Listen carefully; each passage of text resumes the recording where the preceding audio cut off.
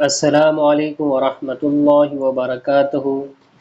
बच्चों, उम्मीद है आप लोग खैर आफियत से होंगे। पिछली वीडियो में हमने प्रिंटर के बारे में पढ़ा था।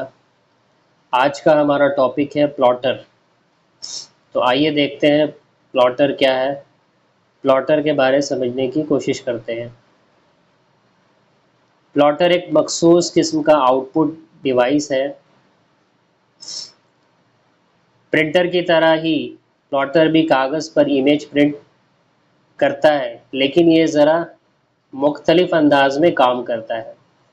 प्लॉटर के ज़रिए बड़ी बड़ी ड्राइंग और इमेज प्रिंट की जाती है, मसलन इमारतों के तामीराती मंसूबे या मैकेनिकल चीज़ों की ब्लूप्रिंट वगैरह। प्लॉटर को इसी पोर्ट से मुंसलिक किया जाता है जिसे आम तौर पर प्रिंटर इस्तेमाल करते हैं। यानी कि प्लॉटर क्या है? प्लॉटर भी एक तरह का प्रिंटिंग डिवाइस है, यानी कि मखसूस किस्म का आउटपुट डिवाइस है और जिसका काम हम प्रिंट करने के लिए करते हैं। लेकिन फ़र्क क्या है इसमें एक आम नॉर्मल प्रिंटर इसमें? इसके काम करने का अंदाज़ जो है वो मुख्तलिफ है। प्लॉटर के ज़रिए हम क्या है, बड़ी बड़ी ड्राइंग, यानी जो ड्राइंग काफ़ी बड़ा ड्राइंग है या बड़ा इमेज प्रिंट करना है। फॉर एग्ज़ाम्पल इमारतों का, किसी बिल्डिंग का कंस्ट्रक्शन, तामीराती कंस्ट्रक्शन इमेज, या मैकेनिकल यानी कि किसी मशीन का ब्लूप्रिंट तैयार करना है, यानी किसी मशीन का उसका डिज़ाइन बनाना है, उसके स्ट्रक्चर का उसका ब्लूप्रिंट बनाना है। तो प्लॉटर को ये सारे चीज़ के लिए हम इस्तेमाल करते हैं। यानी प्रिंटर में हम छोटी चीज़ बनाते हैं और प्लॉटर में उसी चीज़ को बड़े पैमाने पर और बड़ी शक्ल के साथ बनाते हैं। और प्लॉटर को उसी पोर्ट से मुंसलिक किया जाता है, यानी कंप्यूटर के साथ जो हम जोड़ते हैं। जैसे प्रिंटर को हम कनेक्ट करते हैं एक पोर्ट से, उसी तरह प्लॉटर को भी कनेक्ट करने के लिए वही पोर्ट का इस्तेमाल होता है। प्लॉटर के दो अहम हिस्से होते हैं। एक क्लिप रैक जिसमें मुख्तलिफ़ रंगों वाले पेनों की कतार होती हैं, और दूसरा रोबोटिक आर्म। प्लॉटर को कंप्यूटर से मौसूल होने वाली हिदायत, रंग और लाइन की इब्तदाई और इख्तितामी कोऑर्डिनेट पर मुश्तमिल होती है। इस मालूमात को बुनियाद पर प्लॉटर अपनी आर्म की मदद से मुनासिब पेन को उठाता है और इसे लाइन की इब्तदाई कोऑर्डिनेट पर ले जाता है। अब ये पेन को कागज़ की सतह पर गिराता है और इख्तितामी कोऑर्डिनेट तक प्रिंट कर देता है। मसलन प्लॉटर मुख्तसर तरीन सीधी लाइनों के सिलसिला की तश्कील करके मखनियों को प्रिंट करता है। यानी प्लॉटर के दो अहम हिस्से हैं। प्लॉटर के अंदर दो इम्पॉर्टेंट पार्ट है। एक क्लिप रैक है। उस क्लिप रैक में क्या होता है, उसके अंदर अलग अलग डिफरेंट कलर का मुख्तलिफ़ तरह के रंगों वाला जो है पेन का कतार होता है। यानी एक लाइन होता है जिसमें बहुत सारे पेन होते हैं, पेनों का एक लंबा कतार होता है और हर पेन के अंदर अलग अलग डिफरेंट कलर्स होते हैं। और दूसरा क्या है, एक कोड, दूसरा जो है रोबोटिक आर्म होता है, जो प्लॉटर को कंप्यूटर से मौसूल होने वाली हिदायत, रंग और लाइन की इब्तदाई और इख्तितामी कोऑर्डिनेट पर मुश्तमिल होता है। यानी कि कंप्यूटर से जो भी हिदायत, जो भी इंस्ट्रक्शन उसको मिल रहा है प्लॉटर को, उसका शुरुआत और आखिर को जो है वो कोऑर्डिनेट पर मुश्तमिल होता है कि उसको किस तरह से बनाना है, किस तरह से स्टार्ट करना है, किस तरह से एंड करना है। और इस मालूमात की बुनियाद जो है ये प्लॉटर का अपना एक आर्म होता है। आर्म की मदद से ये मुनासिब पेन को उठाता है, जिस पेन की ज़रूरत होती है। उसके अंदर लाइन से भी, जैसा कि बताएं कि बहुत सारा पेनों का कतार होता है, उसमें से प्लॉटर का जो आर्म होता है वो मुनासिब जिस पेन का उसको ज़रूरत होता है, कलरफुल पेन का, वो पेन को उठाता है और उसे लाइन की इब्तदाई कोऑर्डिनेट पर ले जाता है। यानी लाइन का जो सबसे स्टार्टिंग कोऑर्डिनेट है वहाँ पर ले जाता है। अब ले जाके क्या करता है यह पेन को कागज़ की सतह पर गिराता है।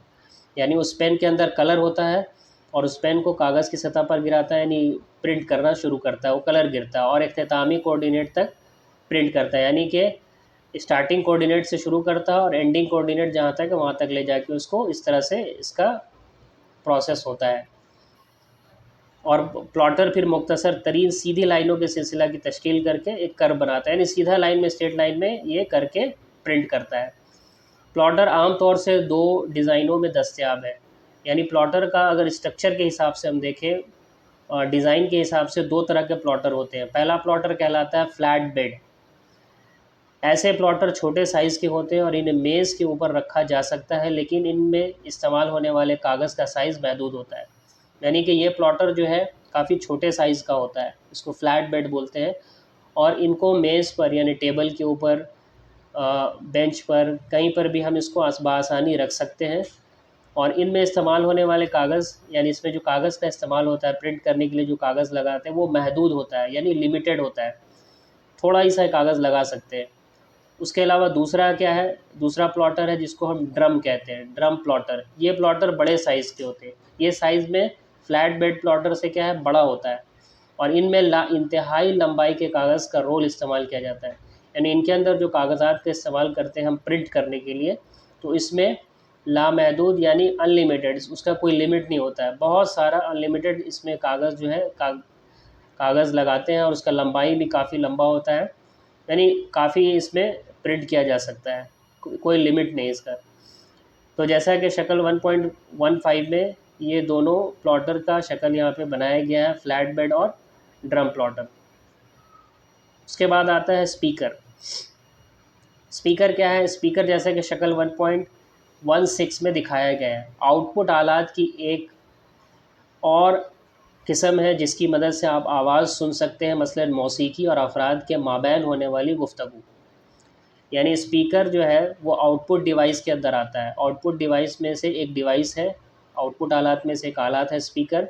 इसकी मदद से आप क्या करते हैं, आवाज़ सुन सकते हैं, आपको आवाज़ सुनाई देता है। मसलन फॉर एग्ज़ाम्पल मौसीकी मतलब गाना यानी म्यूज़िक, और अफराद के माबैन होने वाली गुफ्तगू, यानी किसी दो इंसान, तीन चार इंसान जिनके बीच में गुफ्तगू हो रहा, कोई बात हो रहा है, तो उसको भी हम स्पीकर के ज़रिए सुन सकते हैं। उसके बाद है मतन पर मबनी सवालात। कुछ सवालात हैं मतन पर मबनी, इन सवालात के जवाब, सवालात को पढ़ेंगे और इनके जवाब देखेंगे। तो मंदरज झैल में सही और गलत बयान की निशानदेही करना है, यानी यहाँ पे बयानात दिए हुए हैं, इन बयानात में कौन से बयान सही हैं कौन से गलत है ये बताना है। पहला है माउस एक आउटपुट डिवाइस है। तो जैसा हमने अब तक पढ़ा, क्या माउस एक आउटपुट डिवाइस है? नहीं, ये बयान गलत है। माउस एक क्या है, इनपुट डिवाइस है। उसके बाद OCR का मतलब है ऑप्टिकल कंटेंट रीडर। तो क्या OCR का फुल फॉर्म यही है, ऑप्टिकल कंटेंट रीडर? तो नहीं, OCR का फुल फॉर्म क्या होता है? OCR का फुल फॉर्म है ऑप्टिकल कैरेक्टर रिकॉग्निशन। तो ये भी गलत है, दूसरा वाला भी गलत है। तीसरा है LCD मॉनिटर नोटबुक कंप्यूटर में इस्तेमाल होता है, यानी LCD मॉनिटर, दो तरह का मॉनिटर हमने पढ़ा था, एक LCD और एक CRT। तो LCD जो मॉनिटर होता है वो नोटबुक कंप्यूटर में इस्तेमाल होता है, बिल्कुल होता है, यानी तीसरा का जवाब, तीसरा बयान जो है वो सही है। उसके बाद चौथा क्या है, डॉट मैट्रिक्स प्रिंटर की रफ्तार को कैरेक्टर फी सेकंड में नापा जाता है। तो बिल्कुल सही है, डॉट मैट्रिक्स प्रिंटर के बारे में हमने पढ़ा था, उसकी रफ्तार, उसकी स्पीड को हम कैरेक्टर फी सेकंड में ही नापते हैं, तो ये सही है। उसके बाद पांचवा क्या है, प्लॉटर का इस्तेमाल आला किस्म की ड्राइंग और इमेज, मसलन इमारतों के तामीराती मंसूबे या मैकेनिकल अशिया की ब्लूप्रिंट वगैरह तैयार करने के लिए किया जाता है। तो जैसा अभी हमने पढ़ा प्लॉटर के बारे में, तो ये बयान भी दुरुस्त है, यानी सही है ये, कि प्लॉटर का इस्तेमाल जो है वो ड्राइंग करने और बड़ी बड़ी इमारतों के तामीराती मंसूबे या मैकेनिकल मशीन का ब्लूप्रिंट तैयार करने में किया जाता है। उसके बाद है कंप्यूटर का मेमोरी निज़ाम। तो कंप्यूटर का मेमोरी निज़ाम क्या होता है, यानी memory system in a computer. Computer memory दो किस्म की होती है, प्राइमरी और secondary. Primary memory computer system का लाजमी हिस्सा है, यानी कि कंप्यूटर का दो किस्म का मेमोरी होता है। मेमोरी किसको बोलते हैं, जहाँ पे कंप्यूटर का सारा डेटा जो है जमा होता है, जाके स्टोर होता है। तो वो दो किस्म के होते हैं, एक प्राइमरी और एक सेकेंडरी। जिसमें प्राइमरी जो है वो कंप्यूटर सिस्टम का लाजमी यानी कंपलसरी हिस्सा है, सबसे इम्पॉर्टेंट ख़ास पार्ट है, और इसे प्रोसेसिंग यूनिट बराह रास्त इस्तेमाल करता है। तो कंप्यूटर का जो प्रोसेसिंग यूनिट कौन सा है, कंप्यूटर का प्रोसेसिंग यूनिट CPU है। जैसा कि हमने पहले पढ़ा था सेंट्रल प्रोसेसिंग यूनिट, तो CPU इसको बराह रास्त यानी कि डायरेक्टली इस्तेमाल करता है इस मेमोरी को, यानी कि प्राइमरी मेमोरी को। रैम प्राइमरी मेमोरी की मिसाल है। रैम जो है वो किसकी मिसाल है? प्राइमरी मेमोरी की मिसाल रैम है। रैम का फुल फॉर्म होता है रैंडम एक्सेस मेमोरी, यानी मेमोरी भी दो तरह की होती है, एक रैंडम एक्सेस मेमोरी, एक रीड ऑनली मेमोरी। तो रैम जो है वो प्राइमरी मेमोरी के अंदर आता है। जैसे ही कंप्यूटर को बंद किया जाता है, प्राइमरी मेमोरी का डेटा ज़ाया हो जाता है, यानी प्राइमरी मेमोरी में जो डेटा स्टोर है, जमा है, अब हम कंप्यूटर को अगर यूज़ नहीं कर रहे हैं, इस्तेमाल नहीं कर रहे, उसको ऑफ़ कर दिए, तो वो सारा डेटा मेरा क्या है, अगर प्राइमरी मेमोरी के अंदर है यानी रैम में, तो वो ज़ाया हो जाता है। प्राइमरी मेमोरी की रफ़्तार सेकेंडरी मेमोरी के मुकाबले में बहुत ज़्यादा होती है। सेकेंडरी मेमोरी का जितना स्पीड है उससे कई ज़्यादा प्राइमरी मेमोरी का स्पीड होता है। CD-ROM, पेन ड्राइव वगैरह ये सेकेंडरी मेमोरी की मिसालें हैं। यानी प्राइमरी मेमोरी का एग्जांपल क्या है? रैम है, और रोम और CD और पेन ड्राइव ये सब सेकेंडरी मेमोरी के अंदर आता है। उसके बाद है सॉफ्टवेयर। जैसा कि आपको मालूम है कि कंप्यूटर खुद से कोई भी काम नहीं कर सकता। इस्तेमाल कुनिंदा का मतलब है यूज़र्स, यानी कंप्यूटर को या टैब को या फ़ोन को जो भी यूज़ कर रहा है, इस्तेमाल कर रहा है, उसको यूज़र बोलते हैं। उसी को उर्दू में बोलते हैं इस्तेमाल कुनिंदा। इस्तेमाल कुनिंदा कंप्यूटर को हिदायत देता है कि क्या काम अंजाम दिया जाना है और ये काम किस तरह और कब अंजाम दिया जाएगा। किसी भी काम को करने के लिए हिदायत का एक सेट मखसूस तसलसल के साथ कंप्यूटर में दाखिल करना होगा।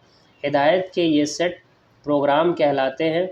सॉफ्टवेयर दरअसल हिदायत का सेट है जो हार्डवेयर को इस लायक बना देता है कि वो किसी मखसूस काम को एक मखसूस तरतीब में अंजाम दे सके।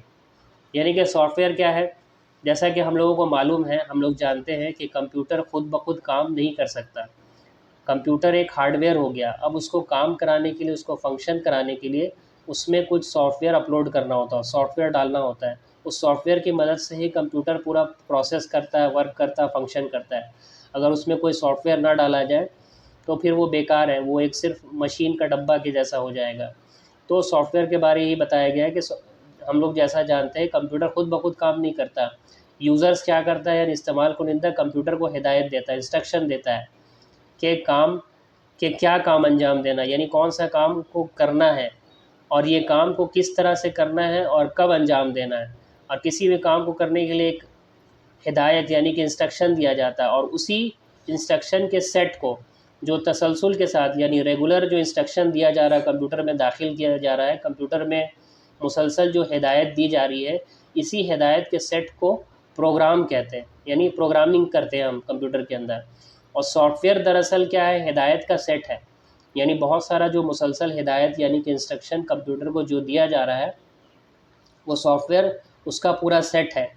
पूरे एक सेट को, यानी सेट इंग्लिश में कहेंगे सेट ऑफ इंस्ट्रक्शन, हिदायत का जो सेट है वो सॉफ्टवेयर कहलाता है।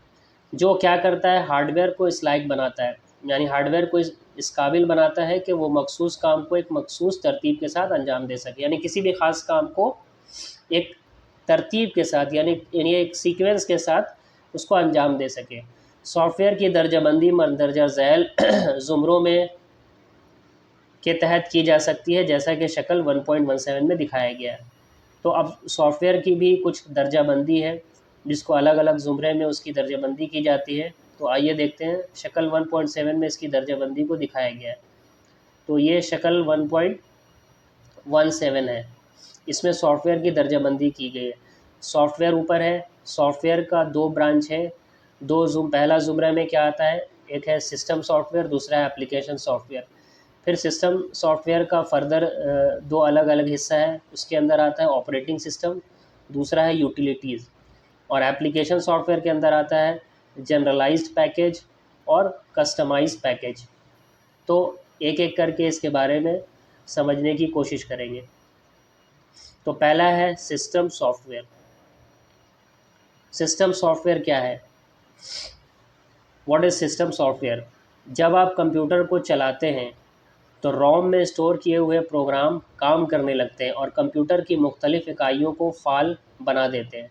यानी जब आप कंप्यूटर को ऑन करते स्टार्ट करते हैं चलाते हैं तो रोम यानी कि एक मेमोरी है जिसका फुल फॉर्म है रीड ओनली मेमोरी। ये भी एक किस्म का मेमोरी है जो अभी जैसा कि हमने पढ़ा ये सेकेंडरी मेमोरी के अंदर आता है। तो मेमोरी का काम क्या है? डेटा को स्टोर करना।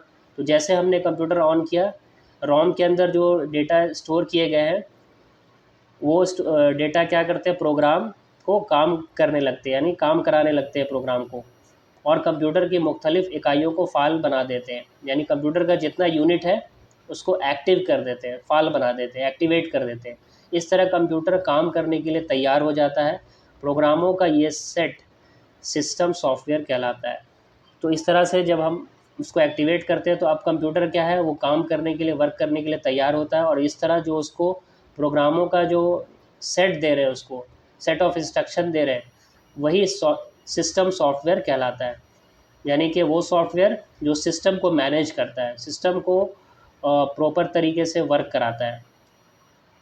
सिस्टम सॉफ्टवेयर ऐसे प्रोग्रामों के मजमूए हैं जो कंप्यूटर को चलाने, कंप्यूटर सिस्टम के मुख्तलिफ कामों को कंट्रोल करने और कंप्यूटर रिसोर्स मैनेजमेंट के लिए ज़िम्मेदार होते हैं। ऑपरेटिंग सिस्टम इसी ज़ुमरे के तहत आता है।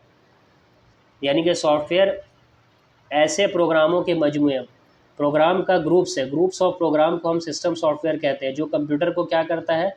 चलाता है। कंप्यूटर सिस्टम के मुख्तलिफ कामों को, जितना कंप्यूटर के अंदर जो जो वर्क हो रहा, काम हो रहा, उसको कंट्रोल करता है। और कंप्यूटर रिसोर्स मैनेजमेंट, कंप्यूटर का जो रिसोर्स मैनेजमेंट है उसके लिए भी ज़िम्मेदार है, रिस्पॉन्सिबल है ये सिस्टम सॉफ्टवेयर। और ऑपरेटिंग सिस्टम इसी ज़ुमरे के तहत आता है। यानी कि ऑपरेटिंग सिस्टम, आपने देखा होगा आजकल बहुत सारा मार्केट में ऑपरेटिंग सिस्टम अवेलेबल है, जैसे कि एंड्रॉयड हो गया, फिर एप्पल हो गया, विंडोज़ हो गया। ये सब अलग अलग मुख्तलिफ़ तरह का ऑपरेटिंग सिस्टम है जिसको कंप्यूटर के अंदर अपलोड किया जाता है, कंप्यूटर के अंदर अपलोड किया जाता है और फिर हम इंटरनेट से जाके उसको डाउनलोड करके कंप्यूटर के अंदर इंस्टॉल करते हैं। तो अलग अलग तरह का ऑपरेटिंग सिस्टम मार्केट में अवेलेबल है, जिसमें से एक एंड्रॉयड हो गया, एंड्रॉयड फ़ोन्स होते हैं। फिर एप्पल एक ऑपरेटिंग सिस्टम है, एप्पल के फ़ोन हो गए। फिर विंडो एक ऑपरेटिंग सिस्टम है, उसमें जैसे विंडो का फ़ोन आता है। तो ये डिफरेंट टाइप के अलग अलग तरह का ऑपरेटिंग सिस्टम है। तो ये ऑपरेटिंग सिस्टम जो है ये सिस्टम सॉफ्टवेयर के अंदर ही आता है। यानी सॉफ्टवेयर का जो सिस्टम है वो उसको उसको हम ऑपरेटिंग सिस्टम के अंदर ही देखते हैं, और ऑपरेटिंग सिस्टम के तहत ये कंट्रोल होता है।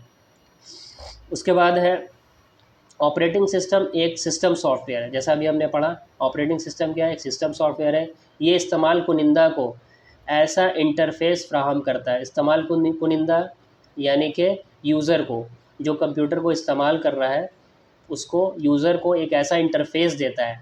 कौन देता है? ऑपरेटिंग सिस्टम देता है। एक ऐसा इंटरफेस देता है जिसकी मदद से वो कंप्यूटर के साथ तफ़ाउल कर सकता है, यानी कंप्यूटर के साथ इंटरेक्ट कर सकता है। यानी कंप्यूटर में बैठा हुआ जो बंदा है, जो कंप्यूटर को इस्तेमाल कर रहा है, उसको ऑपरेटिंग सिस्टम एक ऐसा इंटरफेस देता है स्क्रीन पर जिससे कंप्यूटर पर बैठा हुआ बंदा जो उसको इस्तेमाल कर रहा है वो उसके साथ इंटरेक्ट कर सके, यानी कि उसके साथ एक इंटरेक्शन बना सके, एक तालमेल बना सके। Hardware drives, disk drive, keyboard, monitor वगैरह का मैनेजमेंट, डिस्क फाइल सिस्टम का रख रखाव और मैनेजमेंट जैसे कामों को अंजाम दे सकता है। नेज़ एप्लीकेशन प्रोग्रामों को इस्तेमाल कर सकता है। यूनिक्स, विंडोज़ और लिनक्स मकबूल आम ऑपरेटिंग सिस्टम हैं। यानी कि जैसा अभी हमने नाम गिनाया और ये सारे काम को गिनाया, ये सब ऑपरेटिंग सिस्टम के अंदर ये सारा काम होता है। और कुछ ऑपरेटिंग सिस्टम के नाम यहाँ पर दिए गए हैं, जिसमें यूनिक्स है, विंडोज़ है, लिनक्स है। ये सारा अलग अलग तरह का ऑपरेटिंग सिस्टम है जो मार्केट में आजकल अवेलेबल है। हालांकि ऑपरेटिंग सिस्टम वो तमाम सहूलियात फ़राहम करता है जो कंप्यूटर सिस्टम को इस्तेमाल करने और उसके रख रखाव के लिए इस्तेमाल कुनिंदा को दरकार होती है। यानी कि ऑपरेटिंग सिस्टम जो है वो इस्तेमाल कुनिंदा को, यानी कि यूज़र को, वो सारा फैसिलिटी प्रोवाइड कराता है, वो सारा सहूलत उसको देता है जो कंप्यूटर सिस्टम को उसका इस्तेमाल करने के लिए, कंप्यूटर सिस्टम को यूज़ करने के लिए, उसका रख रखाव करने के लिए जिन जिन चीज़ों की ज़रूरत होती है, दरकार होती है, वो सब चीज़ ऑपरेटिंग सिस्टम जो है वो अपने यूज़र को प्रोवाइड कराता, फ्राहम कराता है। लेकिन फिर भी क्या है, फिर भी ये हर एक इस्तेमाल कुनिंदा की तवक्कुआत पर पूरी नहीं उतरती। यानी कि यूज़र का जो तवक्कुआत होता है, उसका और जो डिज़ायर होता है और जो ज़रूरत होता है, बहुत सारी ऐसी ज़रूरत होती है जिसको ऑपरेटिंग सिस्टम प्रोवाइड नहीं करा पाता है, यानी उसको पूरा नहीं फ़राहम नहीं करा पाता है। तो इसी बुनियाद पर एक दूसरे किस्म का सिस्टम सॉफ्टवेयर तैयार किया गया। यानी कि ऑपरेटिंग सिस्टम जो चीज़ पूरा नहीं कर पा रहा, जो जो उसमें कमी है, यानी उसको हम कह लें डिमेरिट्स, जो उसके अंदर कमी है, डिमेरिट्स हैं, जो काम वो यूज़र्स को नहीं करा पा रहा है, तो उस कमी को दूर करने के लिए दूसरे किस्म का सॉफ्टवेयर तैयार किया गया है। उस दूसरे सॉफ्टवेयर को हम क्या, जिसे यूटिलिटीज़ कहा जाता है, यूटिलिटीज़ कहते हैं।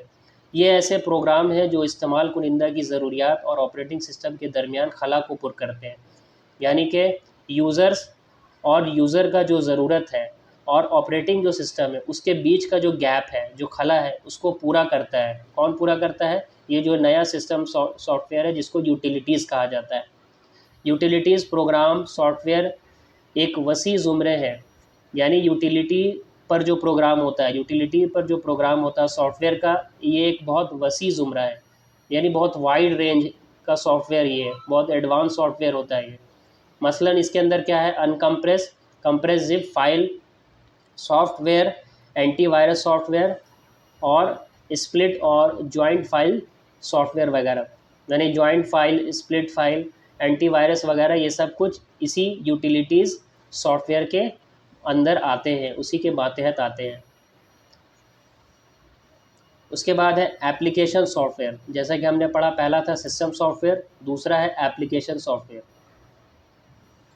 तो एप्लीकेशन सॉफ्टवेयर क्या है, इसको देखेंगे, समझने की कोशिश करेंगे। एप्लीकेशन सॉफ्टवेयर ऐसे प्रोग्रामों का मजमुआ है जिन्हें किसी मखसूस काम अंजाम देने के लिए लिखा जाता है। मसलन लाइब्रेरी मैनेजमेंट के लिए एप्लीकेशन पैकेज यानी लाइब्रेरी इंफॉर्मेशन सिस्टम का इस्तेमाल लाइब्रेरी में किताबों की तफसीलात का रिकॉर्ड रखने, लाइब्रेरी से किताबें जारी कराने से मुतल्लिक तफसीलात वगैरह जैसी इंफॉर्मेशन के मैनेजमेंट में किया जाता है।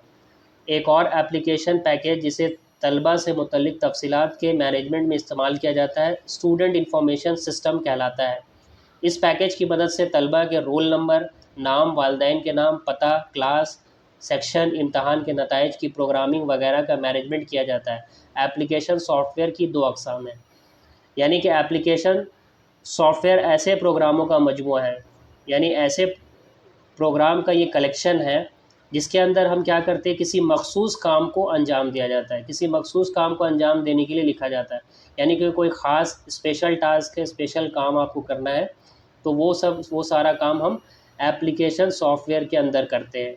फॉर एग्ज़ाम्पल, मसलन क्या क्या काम, लाइब्रेरी मैनेजमेंट के लिए एप्लीकेशन पैकेज, यानी कोई एक लाइब्रेरी है, उस पूरे लाइब्रेरी का इंफॉर्मेशन उसको रखना कि यहाँ पर कितनी किताबें हैं, किताबों की तफसीलात का पूरा रिकॉर्ड रखना, कौन सी किताबें कहाँ पर हैं, कौन सी किताबें जो है कब जारी की गई, फिर किताबें जारी कराने से मुतल्लिक तफसीलात वगैरह जैसी इंफॉर्मेशन के मैनेजमेंट में किया जाता है कि बच्चों को कौन सा किताब कब देना है, किस डेट पर दिए हैं और कौन सी किताब कहाँ रखी है। ये सारा इस तरह का जो लाइब्रेरी का एक पूरा मैनेजमेंट सिस्टम है किताबों का, ये सारा इन्फॉर्मेशन को इस एप्लीकेशन सॉफ्टवेयर के अंदर हम स्टोर करके रखते हैं और इस्तेमाल करते हैं।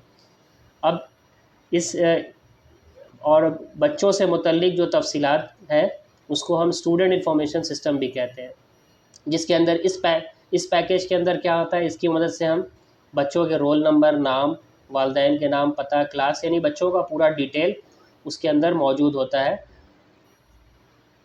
प्रोसेसिंग वगैरह का मैनेजमेंट किया जाता है। अब एप्लीकेशन सॉफ्टवेयर की दो अक़साम है, यानी दो तरह का एप्लीकेशन सॉफ्टवेयर होता है।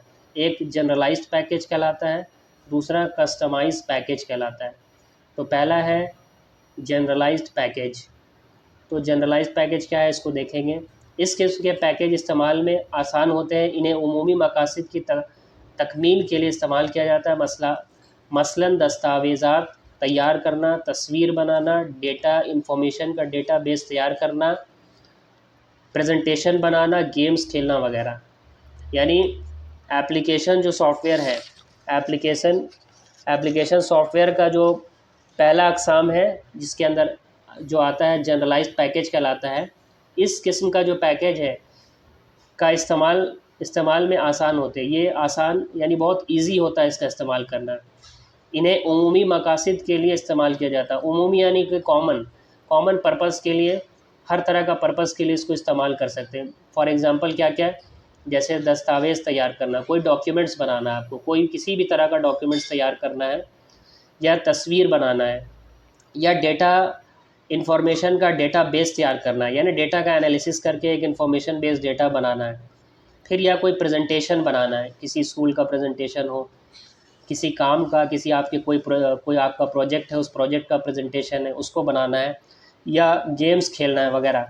तो ये सारा कुछ जो है काम, यानी कि उमूमी काम के लिए हम जनरलाइज पैकेज का इस्तेमाल करते हैं। ये ऐसे प्रोग्रामों का मजमुआ है जो मखसूस मसलों को हल करने के लिए आम मकसदी टूल्स फ्राहम करता है। जनरलाइज पैकेज की कुछ मिसालें झैल में दी गई हैं। अब जो जनरलाइज पैकेज है ये भी एक प्रोग्राम का मजमुआ है, और जो मखसूस यानी ख़ास मसलों को हल करने का जो आम इजी कॉमन जो है, कॉमन मकसद जो है उसको पूरा कराता है, यानी कि ख़ास मसले को इजी वे में जो है सॉल्व कर देता है। तो इसकी भी कुछ मिसालें दी गई हैं। इन मिसालों को देखेंगे। जनरलाइज पैकेज की कुछ मिसालें हैं, जिनमें पहला है विंडो प्रोसेसिंग सॉफ्टवेयर्स। इस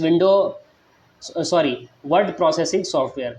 इस वर्ड प्रोसेसिंग सॉफ्टवेयर के अंदर हम क्या करते हैं, दस्तावेज़ात तैयार करने के लिए, यानी कोई डॉक्यूमेंट्स तैयार करना है, किसी भी तरह का डॉक्यूमेंट्स आपको बनाना है, एडिट करना है, या उसको तैयार करना है, बनाना है, या फिर उसमें एडिटिंग करना है, ये सारा काम जो है हम वर्ड प्रोसेसिंग सॉफ्टवेयर के अंदर करते हैं, जिसके अंदर MS वर्ड आता है, या OpenOffice.org, इस तरह का। दूसरा पॉइंट है इसका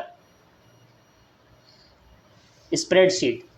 दूसरा काम इससे जो लेते हैं वो स्प्रेडशीट। इसके अंदर क्या है, डेटा का तज्जिया करने के लिए, यानी जो डेटा आपके पास आया आप उसका एनालिसिस करना है, उस डेटा पर कोई आपको तजुर्बा करना है, कोई एक्सपेरिमेंट करना है, तो उसके लिए हम स्प्रेडशीट का इस्तेमाल करते हैं। इसके अंदर ये किस में आता है, MS एक्सेल के अंदर हम यही काम करते हैं, डेटा का तज्जिया करते हैं। MS वर्ड में डेटा को तैयार करते हैं, MS एक्सेल में डेटा का तज्जिया करते हैं, यानी कि एक्सपेरिमेंट करते हैं, तजुर्बा करते हैं। उसके बाद तीसरा है प्रेजेंटेशन। प्रेजेंटेशन में क्या है कि अब अपने उस डेटा का हम एक प्रेजेंटेशन तैयार करते हैं, वो MS पावर पॉइंट के अंदर होता है, या OpenOffice.org है, इस तरह से प्रेजेंटेशन ग्राफिक, इसमें हम MS पावर पॉइंट के अंदर प्रेजेंटेशन तैयार करते हैं, प्रेजेंटेशन बनाना है अपने डेटा का। उसके बाद है चौथा डेटाबेस मैनेजमेंट सिस्टम। इसके अंदर क्या आता है, आपका MS एक्सेस आ गया, डेटा जो बेस है अब उसको मैनेज करते हैं, कि डेटा को पूरा उसको मैनेज करना। उसके अंदर अलग अलग लैंग्वेज का इस्तेमाल किया जाता है, जैसे MS SQL है, ओरेकल है, सर्वर है। उसके बाद है ग्राफिक टूल्स। अब ग्राफिक टूल्स के अंदर बहुत सारा अलग अलग टूल्स होता है, paint shop pro, Adobe Photoshop जिसमें फ़ोटो को एडिट करते हैं, फ़ोटो वीडियो को एडिट करके, इमेज करके, इस तरह ग्राफिक्स टूल के अंदर बहुत सारा अलग अलग टूल्स होता है। इस टूल्स को इस्तेमाल करके हम अपना एडिटिंग पर्पज़ के लिए इस्तेमाल करते हैं, एडिटिंग के लिए ग्राफिक टूल्स, या फिर कोई ग्राफिक डिज़ाइनिंग वगैरह बनाना उसके लिए। उसके बाद है दूसरा अक़साम इसका है कस्टमाइज पैकेज। ठीक है, इंशाल्लाह आज इस वीडियो को हम यहीं पर क्लोज़ करते हैं। अब नेक्स्ट वीडियो में हम आगे के टॉपिक को देखेंगे, यानी कि कस्टमाइज पैकेज के बारे में।